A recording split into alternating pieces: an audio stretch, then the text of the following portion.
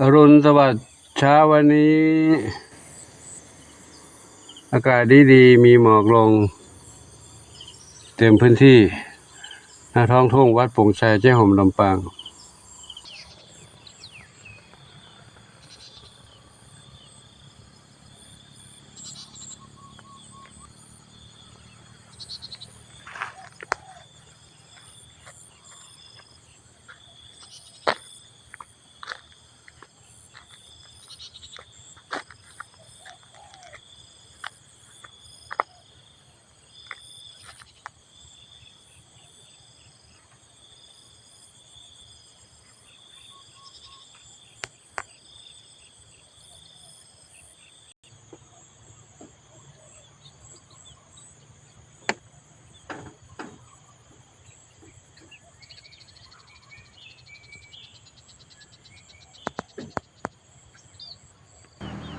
เข้ามาในวัดก็ร่มรื่นชื่นใจ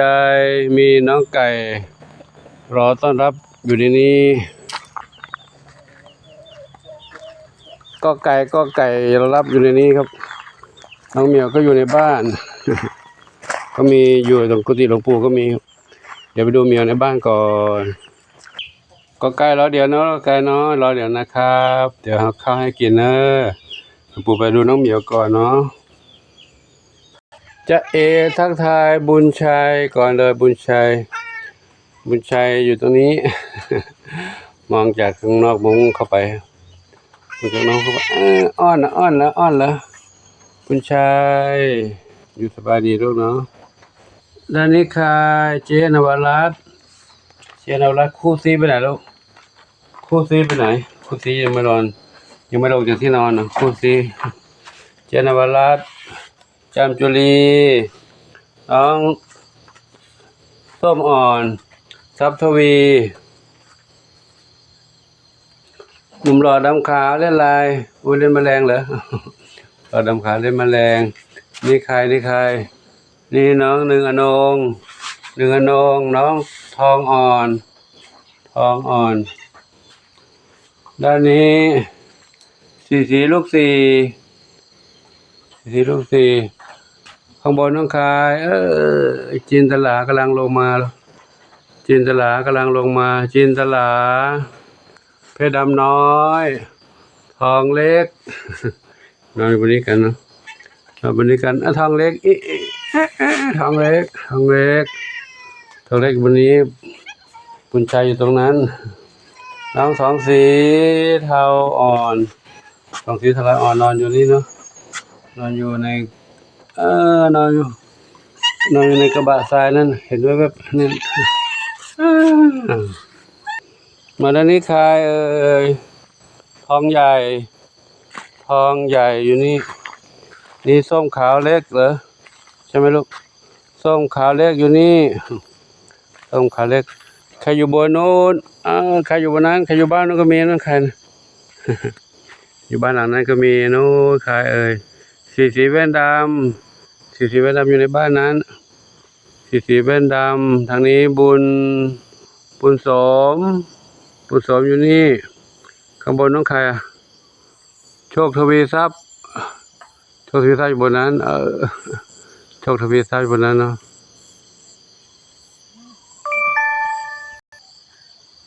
โชคทวีทรัพย์อยู่บนนี้บุญสมด้านนี้ใครอันนี้แพนด้าเทาขาวใหญ่เดี๋ยวไปดูน้องก่อนดูน้องเล็กก่อนน้องเล็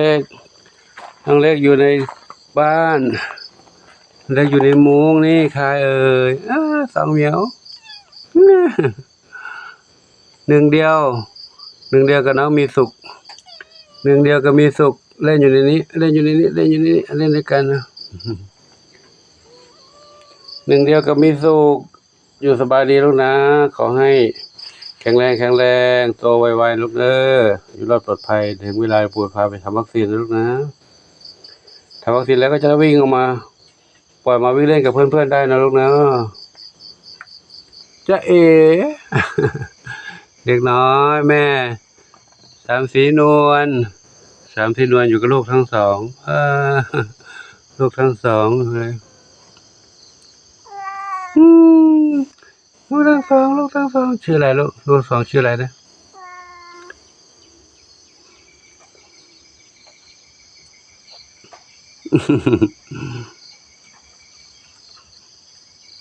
เล่นกันอย่างดีเลยเล่นกันอย่างดีเลยมาด้านนี้สมาชิกใหม่แผลเริ่มดีขึ้นแล้วยังนะเริ่มแผลเริ่มทายาเริ่มดีขึ้นบ้างแล้วเนาะจ้าน้องอะไรลูกน้องจีนนึ่งโอ้รูปทรงก้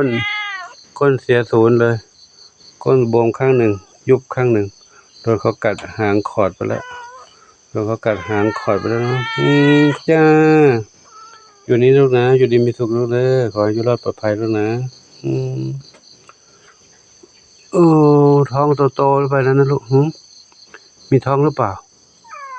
มีท้องด้วยหรือเปล่าโอ้ถ้ามีท้องด้วยยุ่งเลยนะนี่ฮะ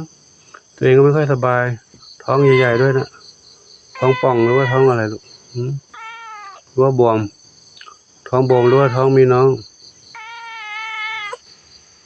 ไม่บวมป่องไม่เท่ากันอ่ะไม่บวมป่องไม่เท่ากันเป็นไรยังไงนะรอดูเนาะลูกเนาะไม่เป็นไรเนาะค่อยๆรักษาไปลูกนะจ้ารักษาไปนะจ้าขอให้แข็งแรงนะจ้าขอให้แข็งแรงนะขอให้แข็งแรงน้องจีนนึ่ง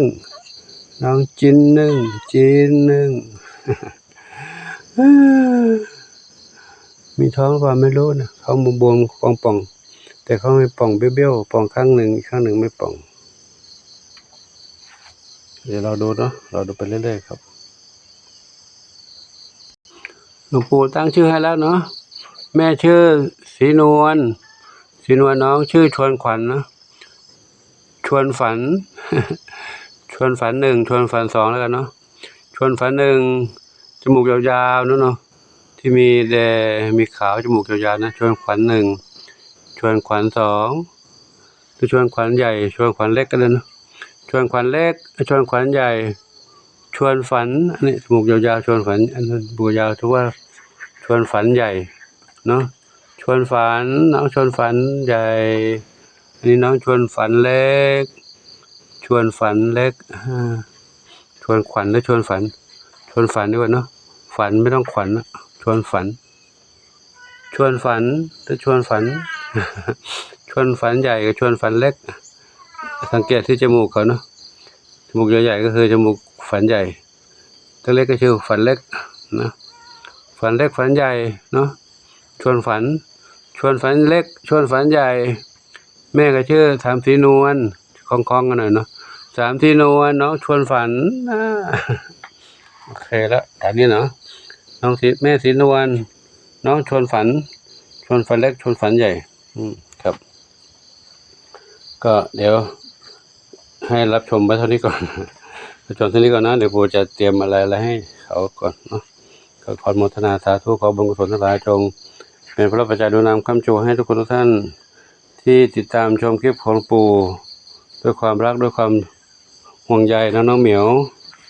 น้องไก่และสรรพสัตว์ทั้งหลายขอบุญกุศลทั้งหลายจงเป็นพระปัจจัยดูนามค้ำจูให้ทุกคนทุกท่านพบความสุขความเจริญมีความสุขกายสุขใจสมปรารถนาทุกการทุกคนทุกท่านเถิด